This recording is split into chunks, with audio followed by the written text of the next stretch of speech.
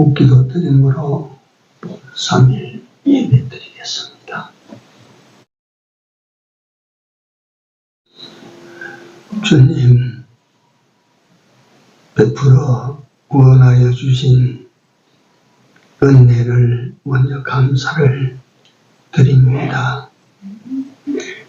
주께서 십자가에 죽으시기 전 그 한 주간의 모진 고난을 우리로 다시 한번 생각하며 돌아보게 하시고, 우리 또한 주를 위하여 어떻게 살아야 될 자 된 것을 다시 한번 깨우칠 수 있는 소중한 기회를 주신 하나님께 감사를 드립니다. 주께서는 몸버려 목숨 버려 나 같은 죄인을 구속하여 주신 사원이 구속받은 저희들로 하여금 남은 때 주만을 위하고 주만을 위한 그 삶으로 남은 때를 살아갈 수 있는 저희들이 다 되도록 인도하여 주시옵소서. 오늘 이번에 주의 백성들이 또 성전에 모였습니다. 고난당하신 예수 그리스도를 바라보며, 나를 위하여 피 흘려주신 예수 그리스도를 바라보며 진실되고 더욱 경건한 마음으로 이 시간 예배를 드릴 수 있도록 모두의 몸과 마음을 정결케 하시고 경건케 하여 주시옵소서. 예배 시종을 우리 주님 손에 얹어가오고 예수님 이름으로 기도 올려옵나이다. 아멘. 찬송가 141장.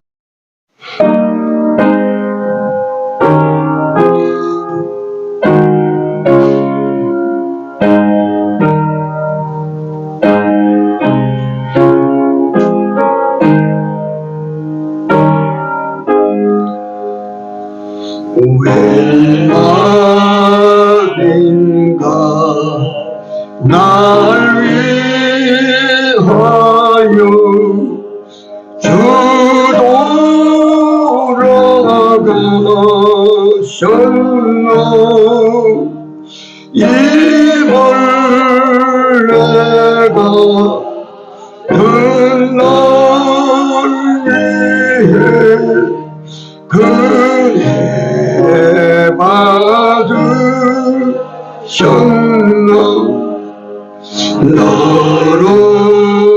너로라도 눈물 보수 뭐가 볼 줄 알아. 몸밖에 드릴 것 없어. 이 몸 바칩니다.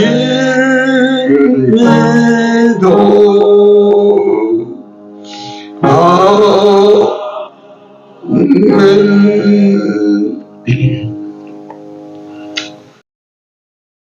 마태복음 26장입니다. 47절에서 56절까지 좀 길입니다. 같이 읽습니다. 이 전장을 다 읽으려고 작정을 했다가 이렇게 집에서 꼭 읽어보시기 바랍니다. 다 아는 내용이지만 마태복음 26장 47절에서 56절 말씀하실 때에 12 중에 하나는 베드로가 왔는데 대제사장들과 백성이 장로들에게 파송된 큰 무리가 금과 멍치를 가지고 그와 함께 하였더라. 예수를 받는 자가 그들에게 군호를 짜가되 내가 입맞추는 자가 그이니 그를 잡으라 하였는지라. 곧 예수께 나와 랍비여 안녕하시옵니까 하고 입을 맞추니 예수께서 가라사대 친구여 네가 무엇을 하려고 왔는지 행하라 하신대 이에 저희가 나와 예수께 손을 대어 잡는지라. 예수와 함께 있던 자 중에 하나가 손을 펴 금을 빼어 대제사장의 종을 쳐 그 귀를 떨어뜨리니, 이에 예수께서 이르시되 네 금을 도집에 꽂으라. 금을 가지는 자 다 금으로 망하느니라. 너는 내가 내 아버지께 구하여 지금 12영도 더 되는 천사를 보내시게 할 수 없는 줄로 아느냐. 내가 만일 그렇게 하면 이런 일이 있으리라 함 성경이 어떻게 이루어지리요 하시더라.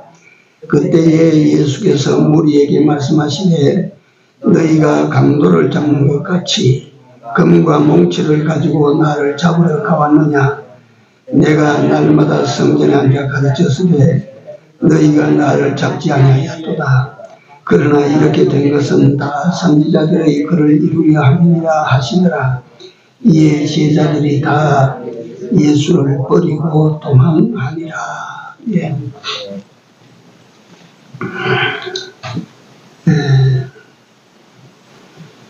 26장 참 슬픈 장입니다.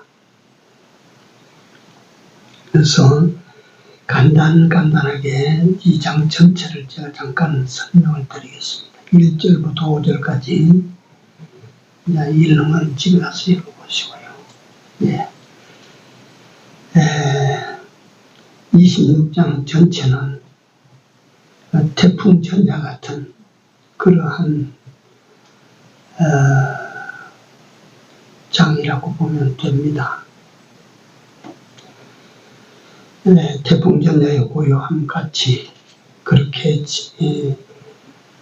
엄청난 두려움을 앞에 두고 있는, 큰일을 앞에 두고 있는 고요한 한 날과 같습니다. 예수님께서 1절에서 5절까지 보면 뒤에 일어날 일을 보여주고 계십니다. 너희의 아는 바와 같이 이틀이 지나면 6월절이다.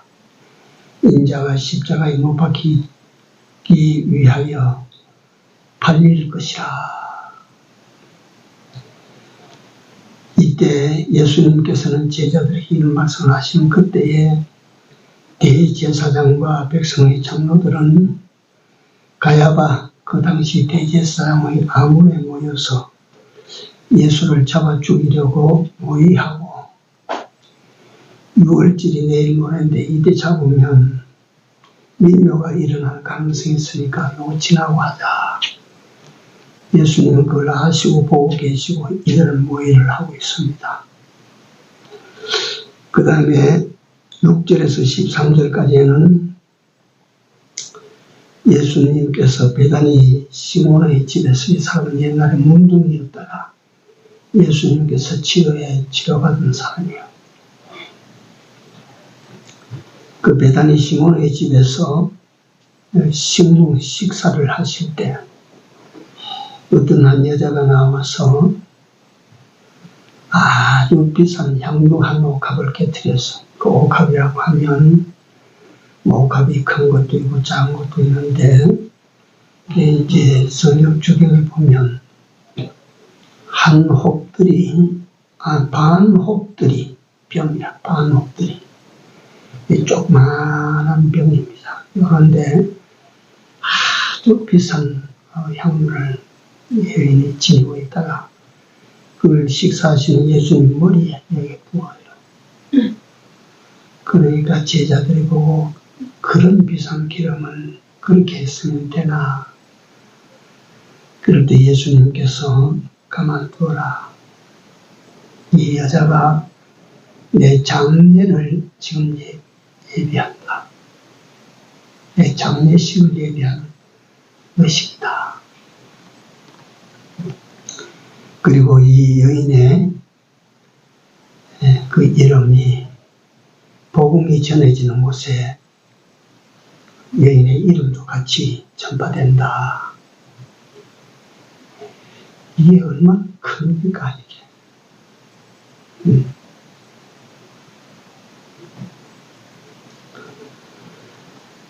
그 다음에 14절에서 16절에 보시면 예수님의 제자 중에 하나가 이제 배신을 합니다. 가룟유다가. 대제사장에게 이 유다가 찾아가서 내가 예수를 가르쳐 드릴 테니까 얼마 주겠소? 예수를 이제 파는 거예요.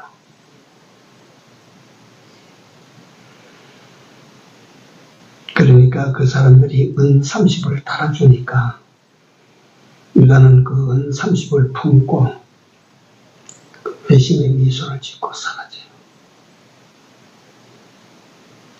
무섭죠? 새벽 시간에도 이걸 거듭거듭 제가 말씀을 드리고 있는데요. 돈 몇 푼 때문에 신앙 팔지 말라는 그 말이에요. 네. 두려운 일입니다. 그러니까.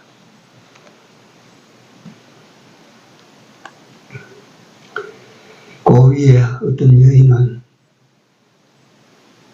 돈에 개의치 아니하고 그 좋은 향유를 예수님이 그대로 통째로 부어드리는데 이 예수님의 제자라고 하는 이 작자는 예수를 돈 받고 팔아.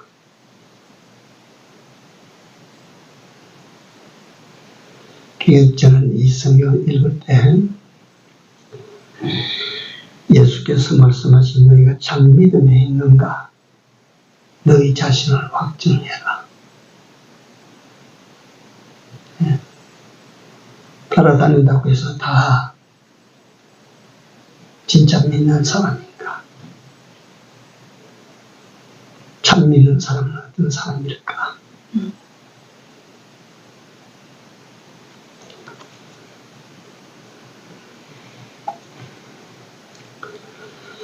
그 다음에 17절에서 29절에 보면 무교절이 나오고 유월절이 나오는데 그 무교절이라고 하는 것은 유월절 앞에 그들이 유대인들이 유월절 절기를 지킬 때는 틀림없이 먹는 음식이 뭐냐 하면 누룩 넣지 않은 떡, 밀가루 떡 이것하고 순나물입니다.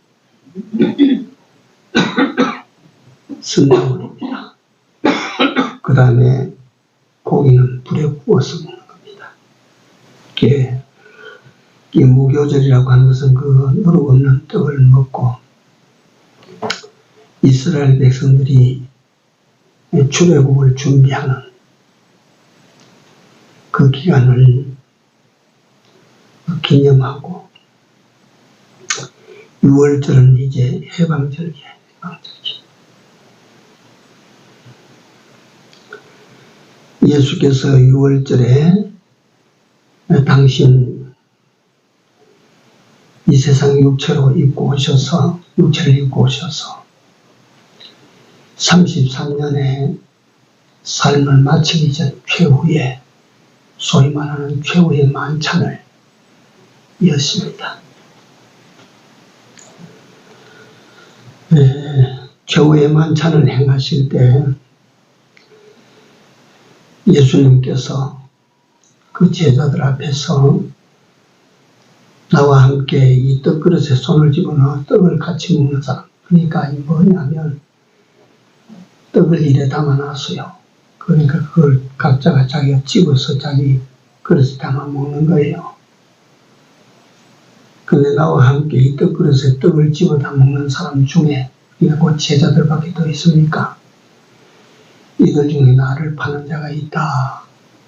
그 만찬이 어떻게 되겠어요? 얼어붙어 버리지 않겠습니까?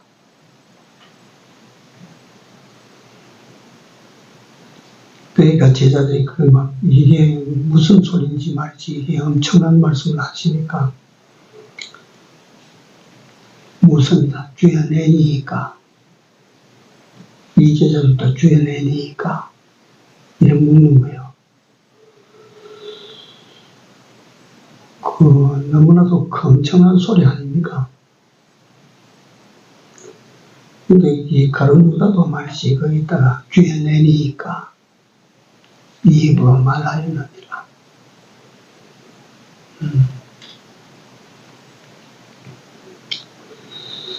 인자를 파는 사람에게는 화가 있을 것이다. 그 사람은 나지 않음만 받지 못했다.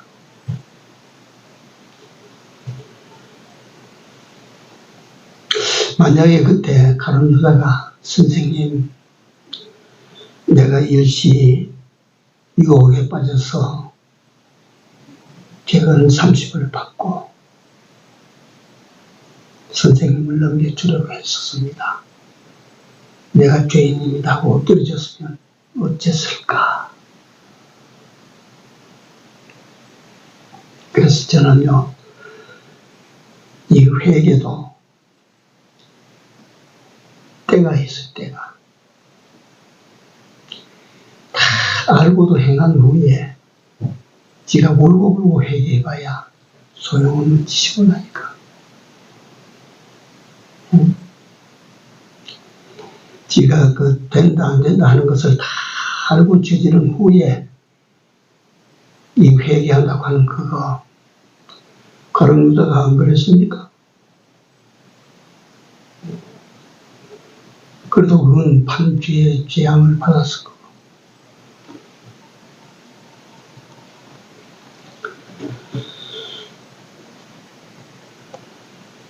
예수님께서 최후의 만찬을 그래 행하시고 난 다음에 자 예수님을 보시면 당신이 팔릴 것도 아시고 어느 놈이 나를 팔 것까지도 아시고 당신 죽을 것도 아시고 예수님은 다 아시지 않습니까? 예수님 피하시려고 하면 100번이고 1000번이고 피할 수 있다.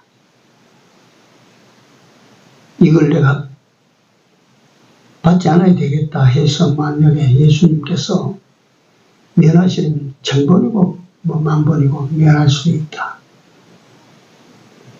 그런데 예수님은 다 하시고도 그 만찬을 행하시고 그 죽음의 십자가를 향하여 한 발 한 발 나아갑니다.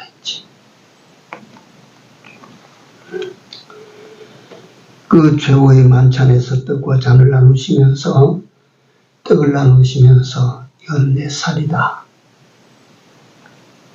잔을 나누시면서 받아 마시라. 이것은 너희를 위한 내 피다. 이 떡과 잔을 내가 올 때까지 먹고 마시라. 그리하여 나를 기념해라. 그래서 우리가 다음 주일 성만찬을 행하실 때 다시 한번 새롭게 성만찬 떡과 잔을 대해야 될 것이라.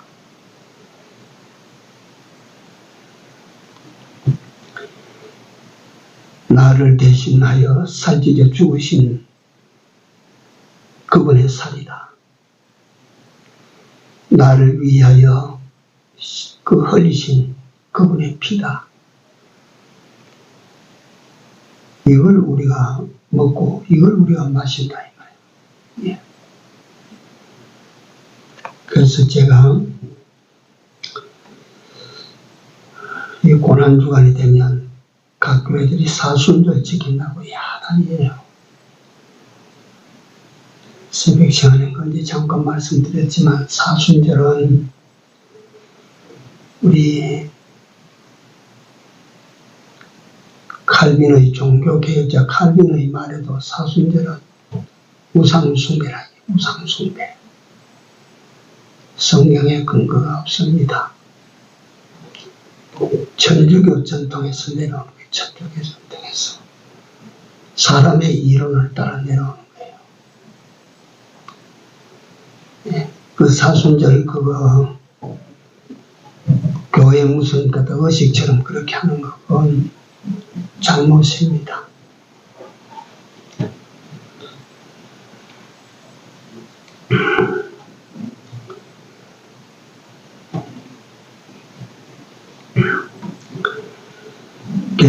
우리는 여기에서 우리가 예수님께서 진정 당신이 피 흘려 살찌져 우리 죄를 속량하시기 위하여 제물이 되어 죽기까지 나아가시는 이 예수님의 모습을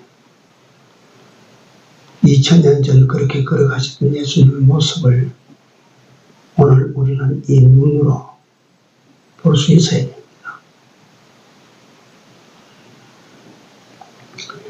그 다음에 31절에서 35절에 보면 제자들에게 성만찬을 행하신 후에 오늘 밤에 너희들이 다 나를 버리고 떠나리라. 목자를 치리니 양떼가 흩어지리라. 그러나 내가 살아난 후에 너희들보다 먼저 갈릴리로 간다. 그 말을 들은 제자들 가운데 베드로가 다 버릴지라도 나는 버리지 않겠습니다. 우리가 다 그럴 수 있죠.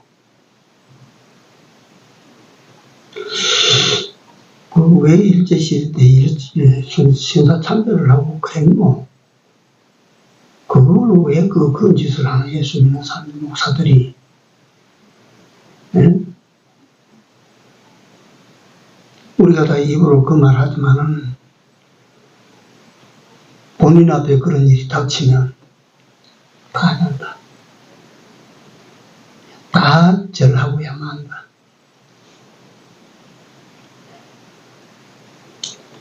우리는 괜찮을 것 같습니까?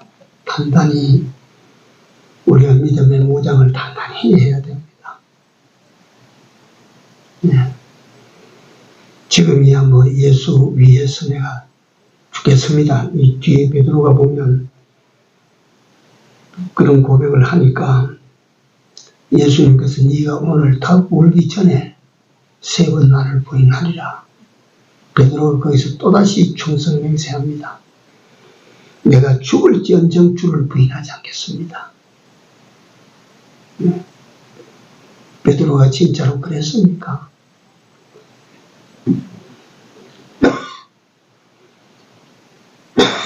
그는 부끄러운 짓을 했다 이 말이지. 그 부끄러운 짓을 하고 난 다음에 나가서 많이 울었지요.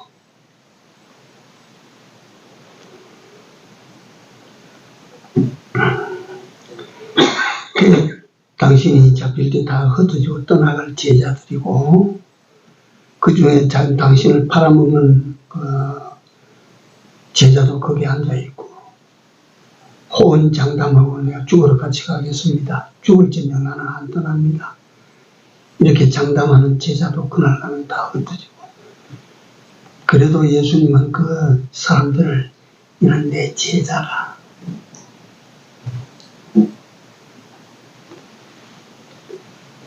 예수님께서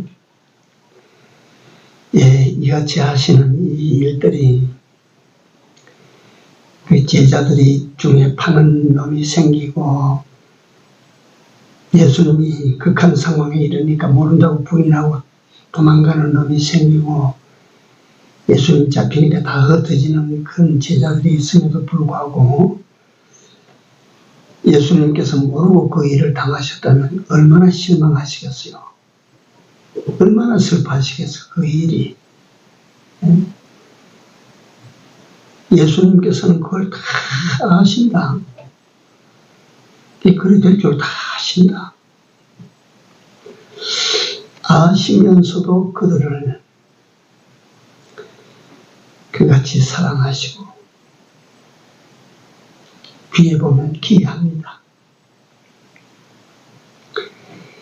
그 다음에 36절에서 45절에 보면 이제 절절 겟세마네의 기도가 나옵니다. 그 겟세마네 동산의 그 기도도 예수님의 기도도 이 세상에 오셔서 하나님 아버지에게 드린 기도도 이게 마지막 예수님의 기도예요. 여러분들과 나도 그거 알아야 됩니다. 여러분들과 내가 떠나기 전에 하나님께 기도드리는 거 이거 그 다음에 우리는 어떤 일이 날지 모릅니다. 마지막 기도가 될 수 있다는 사실을 기억하십시오.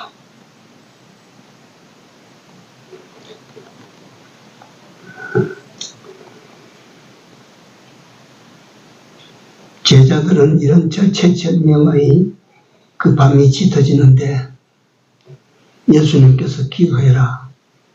기도하시고 제자들 살펴보니까 또 잠이 들어. 또 깨웠어. 너 일어나 기도해라. 3번을 했어요.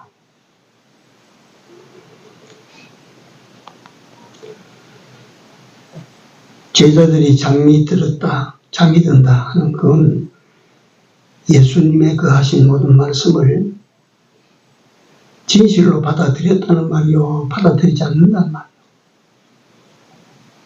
내가 죽는다. 잡혀서 죽는다. 죽은 후에 내가 다시 살아난다. 살아나서 너희들보다 먼저 갈 일로 내가 간다. 이런 말씀을 그 제자들이 진실되게 받아들였단 말이요. 안 받아들였단 말이요. 안 받아들였어요. 제자들이 내가 심리를 생각해 봤어요. 이 사람들이 뭘 믿고 이렇게 잠을 자다가도 일어나야 될 그런 상황인데 잠을 잘까? 이 제자들은 말이요. 예수님을 3년 동안 모셨어요. 그러면서 예수님 말씀을 듣고 정신이 번쩍번쩍 나고 예수님께서 하시는 일을 눈으로 보고 많이 봤지 않습니까? 문둥병을 깨끗하게 만들고 소경의 눈을 뜨게 만들고 앉은 매일을 걷게 뛰게 만들고 귀신 들린 자에게 말이죠. 귀신 들린 자, 귀신 쫓아내버리고 정상적인 사람으로 살도록 만들어주고 죽은 사람을 갖다가 살려내시고 그런 예수님입니다. 그 정도가 아니다.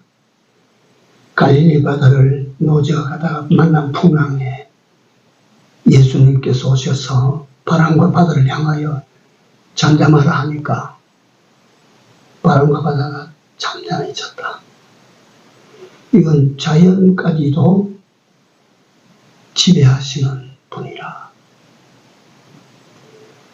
죽은 것도 살아나게 하시는 분이라. 더러운 문둥이도 깨끗하게 만드시는 분이라.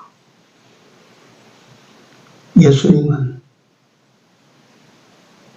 모든 것을 다 하실 수 있어. 그런데 예수님이 잡히신다고 하니까 말이 되나 그게. 그럴 리가 없어 우리 선생님은. 예.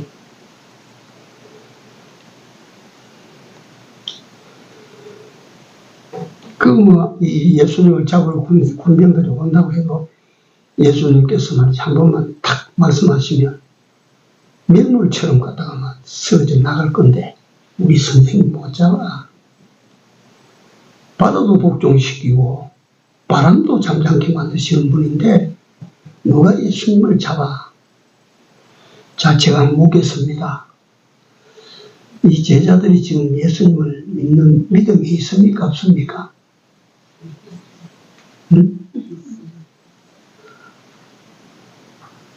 그러니까 예수님이 그런 분이니까 아무도 못 잡아, 못 건드려. 말씀 그래 하시지만 믿음이 아닙니까 이거는? 예수님을 믿는 믿음이 제자들에게 없었느냐? 아닙니다. 있었는데 이게 중요하거든요. 믿습니다. 항상 믿음이 있어요. 그러나 오늘 내게 주시는 말씀을 안 믿으면 사단을 합니다. 오늘 내게 주시는 말씀. 네.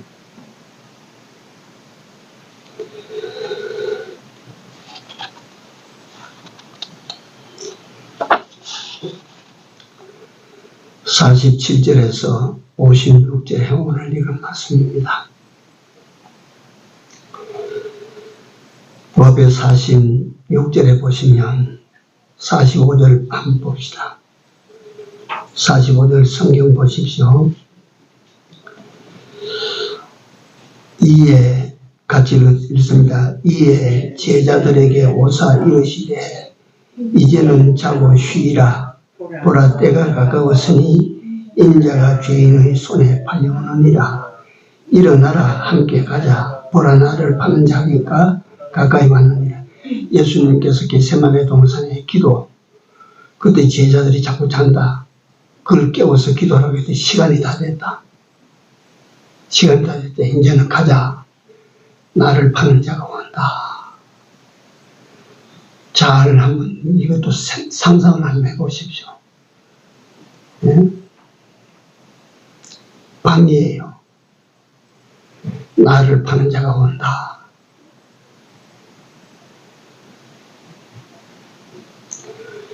그 말씀하실 때 가룟 유다가 나타난 겁니다. 실로 소름 돋는 일들입니다. 그러니까 조금 전에 말씀드렸습니다. 예수님께서 자기 앞에 닥치는 그 죽음의 때를 피하시려고 하셨다면 100번이고 피할 수 있지 않습니까? 나를 잡으려 오는 자가 왔다. 그때 유다가 어둠 속에서 나타난다.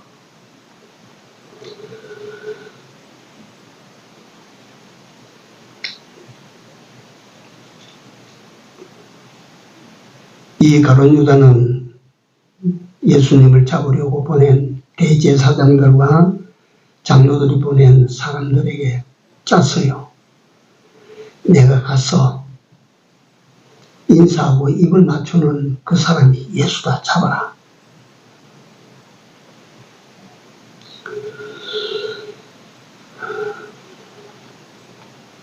그 가룟 유다가 와서 랍비여 안녕하십니까 하고 입을 맞춥니다. 그때 포위하고 있던 사람들이 군병들이 예수님을 잡습니다. 그러니까 예수님께서는 그 군병들에게 잡히는 이것으로 이제 예수님의 마지막까지는 극한 상황에 들어가게 되죠.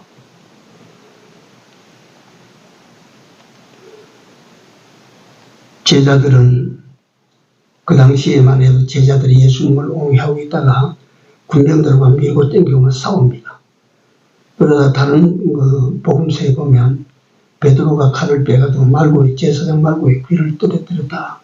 그러니까 예수님께서 그 떨어진 귀를 집어가지고 다시 그걸 붙여주셨다는 그런 그 내용이 나오는데 여기는 딱 이름은 정확하게 나오지 않습니다. 그러니까 예수님께서 칼로 쓰는 자는 칼로 망한다 하고 자기의 제자들을 막지 못하게 만들어요.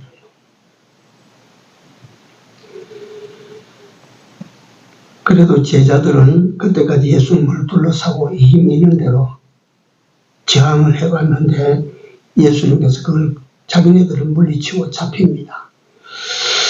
그래서 제자들은 예수님의 능력과 예수님의 그 권세가 언제 한번 번쩍하고 나타나는 순간에 다 해결됐다.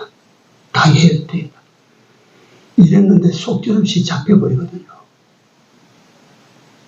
아무 저항 없이 잡혀버려요. 아무 능력도 아무 권세도 나타나지 않습니다. 이러니까 그 마지막에 보면 이들이 다 뿔뿔이 도망갔다. 예수님 거기 혼자 두고 잡히시게 혼자 두고 도망갔다. 그러면 날 살려라고 어둠 속으로 다 내빼버렸어요.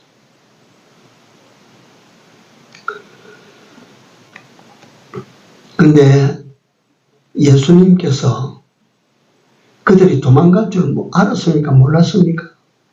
압니다. 너희가 다 나를 혼자 두고 도망가리라. 목자를 치면 양떼가 흩어지는 것처럼 너희가 다 흩어질 것이라. 예수님은 다 아신다.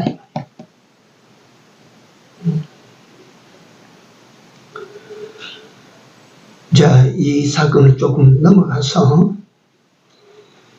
봅시다. 이게 어떻게 작용하는지. 이건 뭐 심리 상태를 그저 제가 생각한 겁니다. 예수님께서 십자가에 죽으시고 말씀하시는 대로 3일 만에 다시 살아나셨습니다. 살아나신 예수께서 제자들을 만나 주십니다. 갈릴리로 가서 갈릴리의 제자들을 만납니다. 그런데요, 제자들을 그때 살아나신 예수께서 제자들을 만났을 때 제자들이 살아나신 예수님 앞에 어떤 사람이 됐을까요? 인간적으로 말하면 얼마나 미안했을까요? 얼마나 죄송했겠습니까? 얼마나 면목이 없습니까? 아이고, 이런 능력을 가지고, 예를 들어서 이런 분이신데, 우리가 그때 말이지만 죽더라도 한번 말려봤었으면, 아이고, 그때 말이 이분을 갖다가 홀로 두고 갖다가 우리가 나만 산다고 도망쳐서, 얼마나 죄송하고, 얼마나 미안하고, 얼마나 갖다 면목이 없었겠어. 근데 그걸 또 조금 넘어가면, 예수님께서 40일 동안 이 세상에 계시다가 제자들이 보는 앞에서 이제는 십자가에 죽어서 그들 앞에 사라진 것이 아니고 그들 눈앞에서 구름을 타고 승천하시고 사라졌어요. 하늘로 올라가셨어요. 제자들이 그걸 봅니다. 그 후에 제자들은요, 예수가 눈에 보이지 않고 예수가 사라지자 흩어진 것이 아니고 그 12는 똘똘 뭉쳐서 마가 요한이 다락방에 들어가서 기도하기 시작합니다. 이제 안 흩어져요.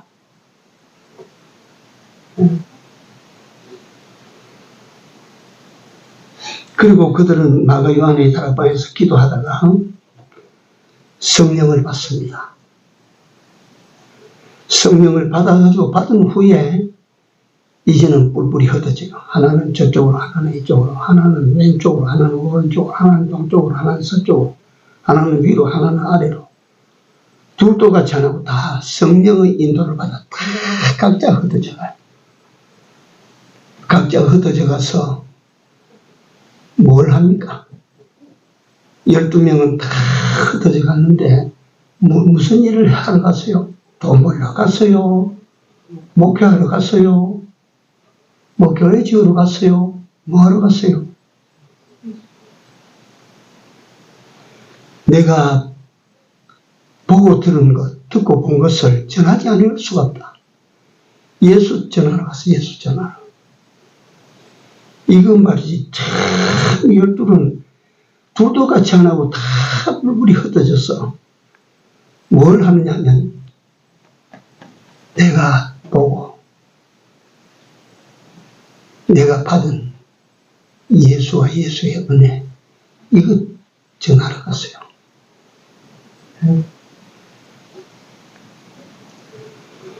그래서 예수님의 제자가 가룟유다는 배신하고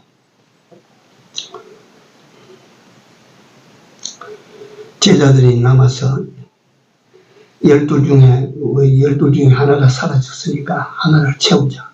마띠아를 제비뽑아서 제자로 삼았어요. 마띠아는 거기에 이름을 올려놓고는 그 다음에 흔적이 안 나옵니다. 다시 말하면 가룟유다 외에 남은 제자들은 다 자기가 보낸 곳에서 성령을 따라가서 다 죽었어. 순교로 다 죽었어. 요한 하나만 빼고.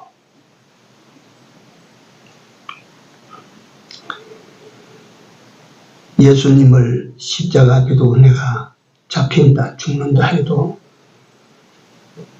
그걸 믿지 않고 그 앞에서 자기 하나만 살기 위해서 도망쳤던 이 제자들하고 그 예수님이 안 계심에도 불구하고 각자 가는 길에서 그 예수 전하다가 죽은 제자들하고 얼마나 차이가 나나. 이런 차이가 어떻게 날까? 예수님께서는 말이요, 이 제자들이 일시, 그래서 그 제자들이 부인할 줄 아시고 예수님께서 네가 마음으로는 원하지만 뭐가 약해요? 육신이 약하다. 그러니까 너가 못 이겨서 네가 배반한다. 알아요. 그러나 이로 말미암아 빚쟁이 마음으로 죄송하고 황송하고 면목 없이 그렇게 살았던 것을 이 짊어지고 주를 위하여 다 죽었어요. 그래서 제가 이걸 보면서 생각하면서 이것이 우리 주님이시고 이것이 우리 하나님이시다. 우리의 잘못을 저질러도 넘어간다. 어느 땐가는 깨닫게 하시고 그 잘못 저지른 빚으로 한 번은 충성하게 하실 것이다. 한 번은 예수를 위하여 목숨도 던지게 하실 것이다.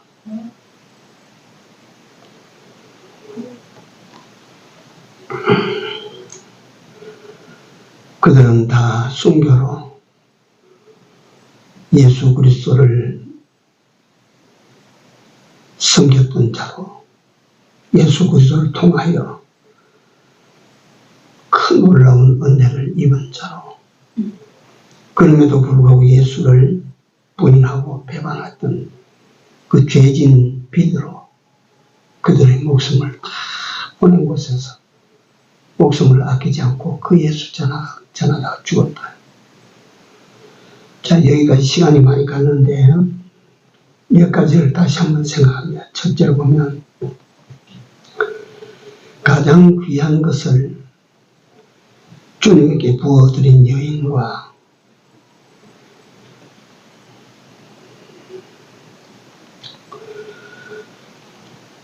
그 예수를 돈 받고 판 사람과 이건 우리는 오늘날 이거 누가 잘 살았나고 물으면 대답 문제없이 할 수 있어요. 어떻게 살겠느냐고 하면 우리는 기름 부어드린 여인처럼 말해요. 앞에 말씀드린 것처럼 돈 받아 주머니 챙기고 예수를 뒤로 하고 믿음을 팔면 안 된다.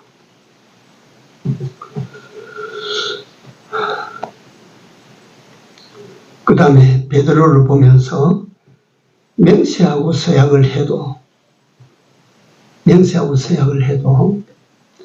현실을 당하면 바꿔진다.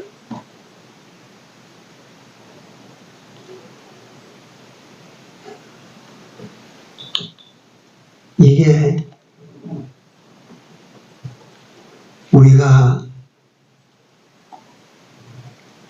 우리 자신을 다시 한번 보며 내가 올 때 참 믿음을 보이느냐 하신 주님의 말씀을 깨닫게 돼야 돼요.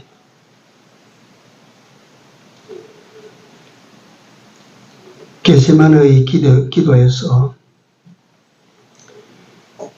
제자들이 잠을 잤다. 기도해야 될 때 기도하지 못하면 못 이긴다. 어려움이 현실적으로 닥칠 때 못 이긴다.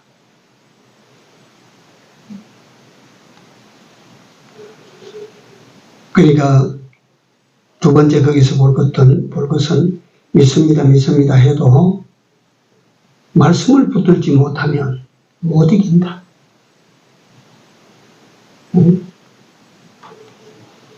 말씀을 붙들어야 되지. 말씀을 붙들지 못하면 못 이겨요.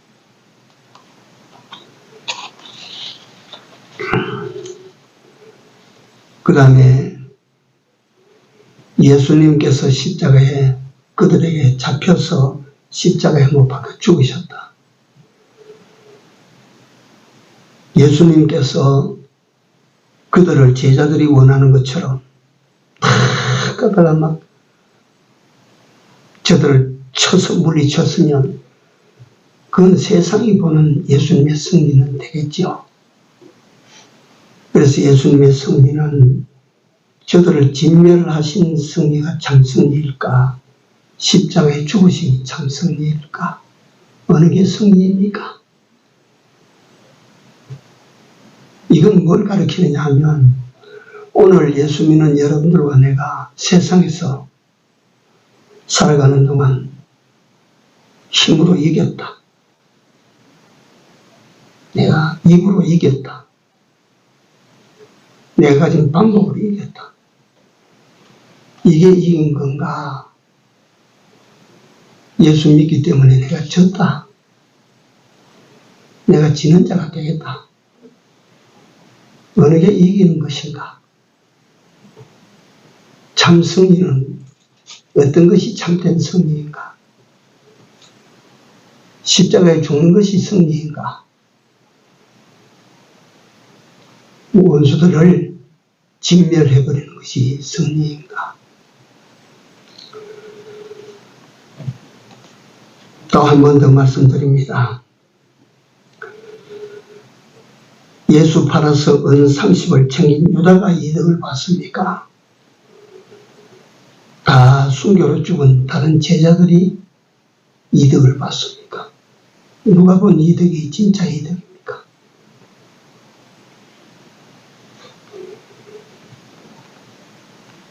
대제사장들과 장로들이 이겼습니까? 예수님이 이겼습니까? 고난주간에 그냥 고난당하신 예수다 찬송하고 지내갈 일이 아니고 그 고난을 통해서 구원받은 우리가 어떻게 살아야 될 것인가에 대한 새로운 결단과 각오가 일어나지 아니하면 의미가 없어집니다. 기도합시다.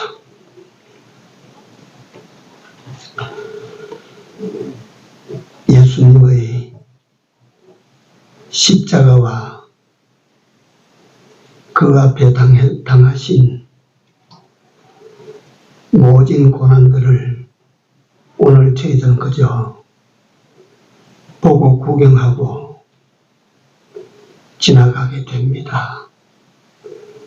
여호와여 이 속에 오늘 살아가는 저희들에게 하시고 싶으신 하나님의 말씀을 찾아 듣고 그 하나님이 기뻐하시는 삶으로 다시 한번 회전할 수 있는 저희들이 다 되도록 은혜를 내리고 주옵소서.